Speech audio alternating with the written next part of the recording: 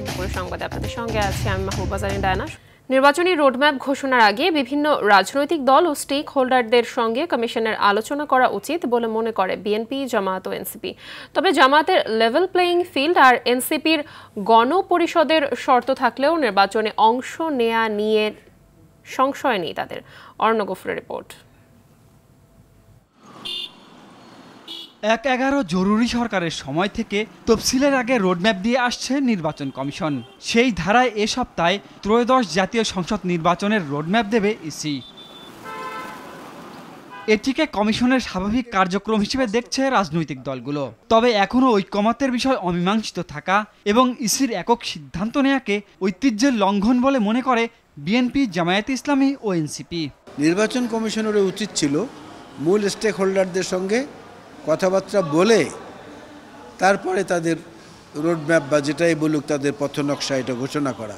না হলে হবে কি, সকল রাজনৈতিক দলের পক্ষ থেকে ভিন্ন ভিন্ন মত আসলো, তখন আবার একটা সাংঘর্ষিক পরিস্থিতি তৈরি হওয়ার কিন্তু আশঙ্কা থাকে। যারা ইলেকশনের কাজের main stakeholder political party যারা অংশগ্রহণ করবে, প্রতিদ্বন্দ্বিতা করবে, আবার ইলেকশন কাজ সহায়ক শক্তি আছে, সেখানে আইন শৃঙ্খলা বাহিনীও আছে, মিডিয়াও আছে, সবার সাথে আলাপ আলোচনা করা। অফিসার ইউনূস বিএনপির সাথে এক প্রকার আতাত করেই আমরা বলবো একটা নির্বাচনের তারিখ ঘোষণা করছেন এবং নির্বাচন কমিশনও সেই অনুযায়ী একটা রোডম্যাপ ঘোষণা করছে। এদিকে রোডম্যাপের অপেক্ষায় না থেকে নির্বাচনী প্রস্তুতি নিতে শুরু করেছে দলগুলো। এরই মধ্যে ৩০০ আসনে প্রাথমিক মনোনয়নের তালিকা করে ফেলেছে বিএনপি ও জামায়াত। আর দলের নিবন্ধন ইস্যুর পাশাপাশি নির্বাচনের বৈধতা নিয়ে চিন্তিত এনসিপি। নভেম্বরেও আমরা নির্বাচন করলে সেই নির্বাচনে অংশ নেওয়ার মতো প্রস্তুত, কিন্তু সেই নির্বাচনটা অবশ্যই হতে হবে গণপরিষদ নির্বাচন এবং ঐক্যমত্য কমিশনের যে সিদ্ধান্তগুলো হয়েছে সেগুলোর অধীনেই নির্বাচন হতে হবে। 2018-তে আমরা যেভাবে সর্বোচ্চ 3 জন করে অগ্রাধিকার ভিত্তিতে একটা তালিকা করেছিলাম, ইতিমধ্যেই প্রত্যেকটি আসনে কমপক্ষে 3 জন করে একটা অগ্রাধিকার ভিত্তিক প্রার্থী তালিকা তৈরি করা হয়েছে। মাঠ গোছানো, দল গোছানো, জনগণের সমর্থন আদায়ের করা, সেন্ট্রাল লিডারশিপ থেকে শুরু করে তৃণমূল পর্যন্ত সবাই মাঠে ময়দানে এখন নির্বাচনে তৎপর আছে। স্বৈরাচার মুক্ত এই বাংলাদেশে নির্বাচন সুষ্ঠু ও উৎসবমুখর হওয়া উচিত বলেও একমত দলগুলো। স্বচ্ছ এবং জনগণের কাছে দায়বদ্ধতা। Aranya Gafur, TV, Dhaka. July August আন্দোলনে সংগঠিত মানবতা বিরোধী অপরাধের মামলায় সাবেক প্রধানমন্ত্রী শেখ হাসিনা ও সাবেক স্বরাষ্ট্রমন্ত্রী আসাদুজ্জামান খান কামালের বিরুদ্ধে চতুর্থ দিনের সাক্ষ্য গ্রহণ চলছে। এখন পর্যন্ত 3 জনের সাক্ষ্য শেষ হয়েছে, আরও একজন সাক্ষী দেওয়ার কথা রয়েছে। আন্তর্জাতিক অপরাধ ট্রাইব্যুনাল 1-এ বিচারপতি মোহাম্মদ গোলাম মুর্তজা মজুমদারের নেতৃত্বাধীন 2 সদস্যের বিচারিক প্যানেলে হচ্ছে এ সাক্ষ্য গ্রহণ। সকালে মামলার রাজসাক্ষী সাবেক আইজিপি চৌধুরী আবদুল্লাহ আল মামুনকে ট্রাইব্যুনালে আনা হয়। এছাড়া রামপুরা, মোহাম্মদপুর, যাত্রাবাড়ি সহ 4 মামলার 15 জন আসামিকে ট্রাইব্যুনালে হাজির করে তদন্ত প্রতিবেদন দাখিলের সময় বাড়িয়ে দিয়েছে ট্রাইব্যুনাল। আজকে যে সাক্ষীর মূল বিষয়বস্তু ছিল, একজন আন্দোলনকারী সবজি বিক্রেতা, তিনি আন্দোলনে যোগ দেওয়ার সময় তাকে এবং ছাত্র জনতাকে লক্ষ্য করে উত্তরা এলাকায় গুলি করা হয়েছিল। তার মাথার পেছনে গুলি লেগেছিল, গুলিটা অনেক দিন পর বের করা ছিল, সেই গুলিটা উনি প্রদর্শন করেছেন এবং সেই গুলিটা জব্দ যে করা হয়েছিল সেই জব্দ তালিকার সাক্ষী একজন এক্সামিন হয়েছে। দর্শক, ট্রাইব্যুনাল থেকে এই মুহূর্তে সরাসরি যুক্ত হচ্ছেন সহকর্মী জিহে মাহমুদ। মাহমুদ, চতুর্থ দিনের সাক্ষ্য গ্রহণ শেষ হয়েছে কিনা জানাবেন, আর নতুন কি তথ্য আছে এই বিষয়ে আপনার কাছে? মাহমুদা, শেখ হাসিনার বিরুদ্ধে আজ 4 জনের সাক্ষ্য নেওয়া হবে এমন তথ্য আমরা জেনেছি। ইতিমধ্যে 3 জনের সাক্ষ্য নেওয়া হচ্ছে, এখন বিরতি চলছে, বিরতির পর আবার চতুর্থ জনের সাক্ষ্য নেওয়া হবে। তো যে 3 জন আজকে আদালতে সাক্ষী দিয়েছেন, এরা হলেন আব্দুস সামাদ নামে একজন জুলাই যোদ্ধা, যিনি উত্তরায় মাথায় গুলিবিদ্ধ হয়েছেন। তিনি আদালতে তার যে গুলিবিদ্ধ হওয়ার বর্ণনা এটি কিন্তু উপস্থাপন করেছেন। একই সাথে সাক্ষী দিয়েছেন মোহাম্মদ মিজান মিয়া, যিনি এই যে গুলিবিদ্ধ আব্দুস সামাদ, ওনার যে গুলি এবং এই সময়কার প্রত্যক্ষদর্শী হিসেবে তিনি কিন্তু সাক্ষী দিয়েছেন। আরেকজন সাক্ষী দিয়েছেন নাইম শিকদার, যিনি একজন শিক্ষার্থী, খুলনা এলাকায় তিনি গুলিবিদ্ধ হয়েছেন পিঠে, এবং আদালতে উপস্থাপন করেছেন কিভাবে তিনি গুলিবিদ্ধ হয়েছেন এই বর্ণনা। একই সাথে তিনি দেখিয়েছেন যে তার গুলিবিদ্ধ পিঠ এবং এক্স রে রিপোর্ট, যেখানে কয়েকশো ছোড়া গুলির স্প্লিন্টারের চিহ্ন রয়েছে এবং গুলিগুলো ভিতরে রয়েছে, এই চিহ্নও কিন্তু তিনি দেখিয়েছেন এবং এক্সরে রিপোর্টও তিনি উপস্থাপন করেছেন। অর্থাৎ এই মামলায় আজকে 3 জন সাক্ষ্য নেওয়া হচ্ছে, আরও একজন সাক্ষ্য দিবেন, অর্থাৎ আজকে মোট 4 জন সাক্ষ্য নেওয়া হবে। এর আগে 5 জনের সাক্ষ্য ইতিমধ্যে গ্রহণ করা হয়েছে, অর্থাৎ 5 জন আর আজকে 4 জন সহ 9 জনের সাক্ষ্য কিন্তু এই মামলায় আজকে নেওয়া হবে।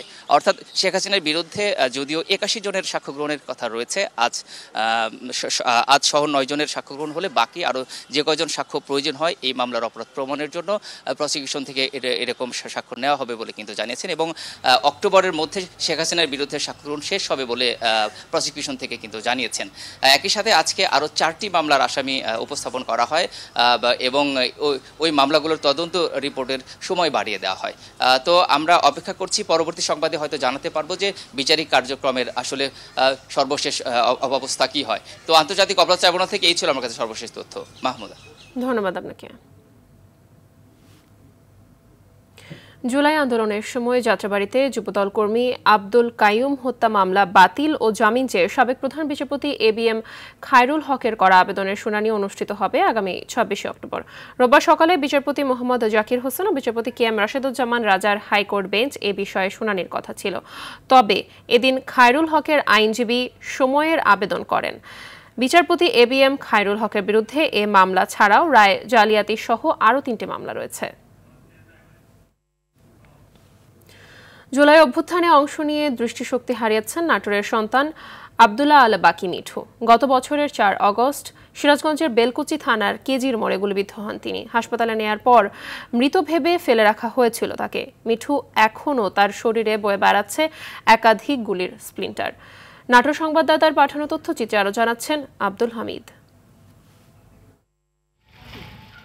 নাটোরের বাগাতিপাড়া উপজেলার হাটগোবিন্দপুর গ্রামের ছেলে আব্দুল্লাহ আল বাকি মিঠু জুলাই বিপ্লবে ফ্যাসিবাদের বিরুদ্ধে রাজপথে নামাই কাল হলো তার জীবনে। কাজের সূত্রে থাকতেন সিরাজগঞ্জে, সেখানে আন্দোলনে অংশ নিয়ে আহত হন তিনি। খাজা ইউনুস আলী হাসপাতালে মৃত ভেবে অন্নলাশের পাশে ফেলে রাখা হয়েছিল তাকে। বছর পেরোলেও সে স্মৃতি এখনো তাড়িয়ে বেড়ায় এই জুলাই যোদ্ধাকে। থানার সামনে থেকে গুলিবিদ্ধ হই, তখন আহত অবস্থায় কিছু অজ্ঞাত মানুষ আমাকে সেখান থেকে নিয়ে যায় খাজা ইউনুস আলী মেডিকেল কলেজ হসপিটালে, যেখানে ইমার্জেন্সি বিভাগ ছিল। ওখানে 4 আগস্টে যত আহত এবং শহীদ হয়েছে মানে সবাইকে এক কাতারে ফেলে রাখছিল। সেখানে কে আহত কে মারা গেছে এটা নির্ণয় করা খুবই কষ্টসাধ্য বিষয় ছিল। তেমন আমাকেও ফার্স্ট টাইমে হয়তোবা যারাই নিয়ে গেছে হয়তোবা ভাবছে আমি মারা গেছি। কয়েক দফা অস্ত্রোপচারে অসুস্থ না হয় সরকারের সহায়তায় মিঠুকে পাঠানো হয় সিঙ্গাপুরে। তবে সেখানকার চিকিৎসাতেও সম্পূর্ণ সুস্থ হননি তিনি। ছেলে চোখদানের জন্য সরকারের কাছে সহযোগিতা এবং স্বনির্ভরগতভাবে আমি দাবি জানাচ্ছি।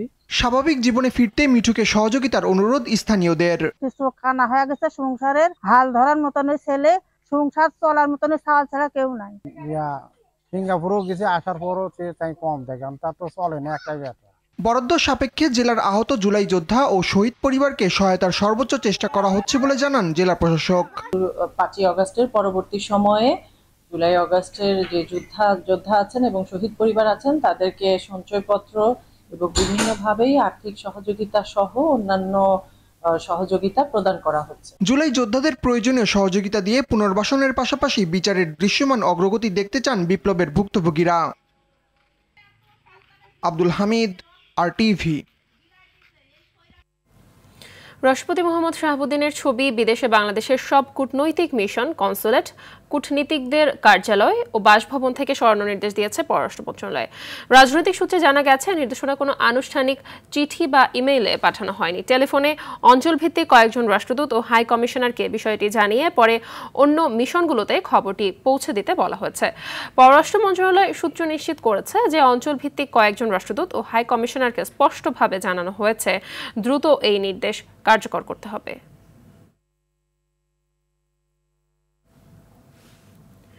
অর্থ পাচার মামলায় 10 বছরের সাজা থেকে ক্যাসিনো কাণ্ডে আলোচিত ঠিকাদার ও সাবেক যুবলীগ নেতা জি.কে. শামীমকে খালাসের রায় স্থগিত চেয়ে আপিল আবেদন করেছে রাষ্ট্রপক্ষ। রোববার আপিল বিভাগের চেম্বার আদালতে এ আবেদনের ওপর শুনানি হওয়ার কথা রয়েছে।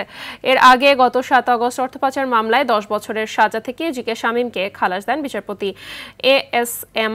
আব্দুল মবিন ও বিচারপতি জাবিদ হোসেনের সমন্বয়ে গঠিত হাইকোর্ট বেঞ্চ। 2023 সালের 17 জুলাই অর্থ পাচার আইনের মামলায় আলোচিত ঠিকাদার জি.কে. শামীমের 10 বছরের কারাদণ্ড দেন বিচারিক আদালত। এছাড়া তার 7 দেহরক্ষীর 4 বছর করে কারাদণ্ড দেওয়া হয়। সংস্কৃতি উপদেষ্টা মোস্তফা সরওয়ার ফারুকী শঙ্কামুক্ত বলে জানিয়েছেন স্বাস্থ্য দপ্তরের মহাপরিচালক অধ্যাপক ডাক্তার মোহাম্মদ আবু জাফর। রাতে রাজধানীর পান্থপথে স্কয়ার হাসপাতালের সামনে সাংবাদিকদের একথা জানান তিনি। রাত 12:30টায় উপদেষ্টাকে হাসপাতালে এনে চিকিৎসা দেওয়ার কথাও জানান তিনি। প্রাথমিকভাবে কিছু পরীক্ষা নিরীক্ষায় ভালো রিপোর্ট এসেছে। এ সময় উপদেষ্টার কাজের চাপ, খাবারে অনিয়ম ও পানি শূন্যতার কারণে অসুস্থ হয়ে পড়েন বলে জানান স্বাস্থ্য দপ্তরের ডিসি।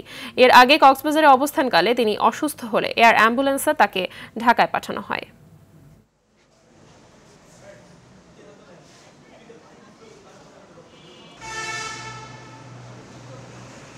ওনার একটু রেস্ট দরকার, কাজের লোডে ছিলেন, দুপুর থেকে খাওয়া দাওয়া ভালো হয়নি, এটা একটা বিষয়। তো কিছুটা সেই জন্য পানি শূন্যতা আছে, ওনার স্যালাইন চলছে। অন্য অন্য ইনভেস্টিগেশন ওনারা পাঠিয়েছেন, ইসিজি করা হয়েছে, তার হার্টের কোনো সমস্যা নাই। তো আমরা আসলে আশা করছি যে ইনশাআল্লাহ উনি খুব দ্রুত আরোগ্য লাভ করবেন। তিস্তা নদীর পানি কমতে শুরু করায় দেখা দিয়েছে ভয়াবহ ভাঙন। এতে লালমনিরহাটের বিভিন্ন চরাঞ্চল আর নিম্নাঞ্চলে হুমকির মুখে পড়েছে বহু ঘরবাড়ি, রাস্তাঘাট আর আবাদি জমি। অসহায় মানুষজন আতঙ্কে দিন কাটাচ্ছেন। ভাঙনের কবল থেকে রক্ষা পেতে ইতোমধ্যেই অনেকে ঘরবাড়ি নিরাপদ স্থানে সরিয়ে নিচ্ছেন। কুড়িগ্রামে বন্যা পরিস্থিতির উন্নতি হলেও চরাঞ্চল এবং নিম্নাঞ্চলে থাকা অনেক কৃষকের ফসলের জমি এখনও পানিতে ডুবে আছে। ডুবে যাওয়া রোপা, আমন সহ অন্যান্য ফসলের ক্ষতির আশঙ্কা করছেন কৃষকরা। লালমনিরহাটে তিস্তার পানি কমলেও বেড়েছে নদী ভাঙন, বিলীন হচ্ছে ঘরবাড়ি সহ অনেক স্থাপনা। সেখান থেকে সরাসরি যোগ দিচ্ছেন সহকর্মী তন্ময় আহমেদ নয়ন। নদী ভাঙনে ক্ষতিগ্রস্ত মানুষকে কি প্রশাসনের পক্ষ থেকে কোনো সহায়তা দেওয়া হচ্ছে কিনা জানাবেন, আর ভাঙনের তীব্রতা আসলে এই মুহূর্তে কেমন দেখতে পাচ্ছেন? মাহবুবা, তিস্তা নদী আসলে ভাঙ্গা গড়ার যে খেলা, এই খেলায় তীরবর্তী মানুষ দিশেহারা হয়ে পড়েছে। গত পরশুদিন থেকে তিস্তা নদীর পানি কমতে শুরু করেছে। পানি যত কমবে ভাঙনের তীব্রতা তত বাড়বে। মানুষ ভাঙনের আতঙ্কে রয়েছে। আমরা দেখতে পেয়েছি ইতিমধ্যেই বেশ কিছু বাড়িঘর তিস্তা নদীর বিলীন হওয়ার পথে, তারা বাড়িঘর সরিয়ে নিচ্ছে এবং ফসলি জমি কিন্তু তিস্তা নদীতে বিলীন হয়ে যাচ্ছে। এরই মধ্যে কিন্তু আজ আমি আপনাকে জানিয়ে দিই যে আজ সকাল 6টায় কিন্তু তিস্তার পানি বিপদসীমার 43 সেন্টিমিটার নিচ দিয়ে প্রবাহিত হচ্ছিল এবং সকাল 9টা এবং দুপুর 12টায় 44 সেন্টিমিটার নিচ দিয়ে প্রবাহিত হচ্ছে। তবে কিছুক্ষণ আগেই পানি উন্নয়ন বোর্ড আমাদেরকে জানিয়েছে যে আগামী 48 ঘন্টা আবারও তিস্তা নদীর পানি বৃদ্ধি পেতে পারে, বিপদসীমা বরাবর প্রবাহিত হতে পারে উজানে এই বৃষ্টিপাতের কারণে। তো এই যে তিস্তা নদীর পানি শুকিয়ে যাওয়ার পরে ভাঙনের আতঙ্কে দিন কাটাচ্ছে, এদিক দিয়ে পানি আবার বৃদ্ধি পাবে, এই আতঙ্কেও কিন্তু মানুষজন দিন কাটাচ্ছে। তিস্তা তীরবর্তী এই ভাঙনের আতঙ্কে থাকা কোনো প্রকাশ করা হয়নি, তবে জিও ব্যাগ ফেলে ভাঙন ঠেকানোর চেষ্টা করা হচ্ছে। সেই জিও ব্যাগ গুলো তিস্তা নদী থেকে বালু উত্তোলন করে সেই জিও ব্যাগে ভরে আবার সেই ভাঙন ঠেকানোর চেষ্টা করছেন। এতে কিন্তু সাধারণ মানুষের তেমন কোনো উপকার হচ্ছে না। এই ছিল লালমনিরহাটের তিস্তার ভাঙনের সর্বশেষ তথ্য। ধন্যবাদ আপনাকে। বরগুনা থেকে পাথরঘাটা যাওয়ার বেশিরভাগ সড়কই দীর্ঘদিন ধরে খানাখন্দে ভরা। এতে চরম দুর্ভোগ পোহাচ্ছেন উপজেলার প্রায় 3 লাখ বাসিন্দা ও পর্যটকরা। প্রতিনিয়ত দুর্ঘটনার শিকার হচ্ছে বিভিন্ন যানবাহন। তাই অবিলম্বে সড়ক সংস্কারের দাবি স্থানীয়দের। এ বিষয়ে দ্রুত ব্যবস্থা নেওয়ার আশ্বাস দিয়েছে পৌর কর্তৃপক্ষ। বরগুনা প্রতিনিধি তাহিদুল ইসলাম শুভর পাঠানো তথ্যচিত্রে বিস্তারিত জানাচ্ছেন আবরার মাহি। 2023 সালের প্রথম শ্রেণীর পৌরসভা হিসেবে স্বীকৃতি পেলেও পাথরঘাটার অধিকাংশ সড়কের বেহাল দশা। পুরো সড়কে বড় বড় গর্ত আর খানাখন্দের ছড়াছড়ি। এ পথ দিয়েই প্রতিদিন চলাচল করেন উপজেলার 7টি ইউনিয়নের বাসিন্দা ও কয়েক হাজার পর্যটক। বিভিন্ন রাস্তায় প্রায়ই দুর্ঘটনায় পড়তে হয় শিক্ষার্থীদের। সড়কের অনেক স্থানের গর্ত এতটাই গভীর যে যানবাহন থেকে নেমে হেঁটে পার হতে হয় যাত্রীদের। যে কোনো ওয়ার্ডে যাবেন, কোনো রাস্তায় ভালো না, হাঁটুর উপর পর্যন্ত পানি হয়, আমরা খুবই দুর্ভোগে আছি। চরম দুর্ভোগের ভিতরে আছি। সামনে একটা শিক্ষা প্রতিষ্ঠান আছে, বাচ্চাদের চলাফেরা খুবই সমস্যা। খাদায় পরে গাড়ির চাক্কা ভেঙে যায়, গাড়ির সমস্যা হয়, নিজেরও সমস্যা হয়। এই রাস্তাটা এইভাবে ফালাই রাখছে যাতে জনজীবনে ভোগান্তি সৃষ্টি হয়, যাতে মানুষ বলে যে আওয়ামী লীগ ভালো ছিল। ঝুঁকিপূর্ণ রাস্তাগুলো দ্রুত সংস্কারের আশ্বাস এ কর্মকর্তার। বৃষ্টি আসলে অনেক জায়গায় ডুবে যায় বা রাস্তাগুলো অনেক পুরনো বা রাস্তা একেবারে কোথাও কোথাও একদমই নাই, সেগুলো আমরা আবেদনের প্রেক্ষিতে ছবি ভিডিও সহ যারা পাঠাচ্ছে সেগুলো আমরা পর্যায়ক্রমে আমাদের যে স্কিম আছে সেই স্কিমে আমরা এস্টিমেট করে পরবর্তীতে টেন্ডারের ব্যবস্থা করব। আশ্বাস নয়, দুর্ভোগ নিরসনে প্রশাসনের দ্রুত পদক্ষেপ গ্রহণ ও বাস্তবায়ন দেখতে চান পৌরবাসী। আবরার মাহি, RTV। দুপুরের সংবাদে পর্যন্ত। জেলা সংবাদ বিকেল 4:45টায় দেখার আমন্ত্রণ রইল। ধন্যবাদ সবাইকে।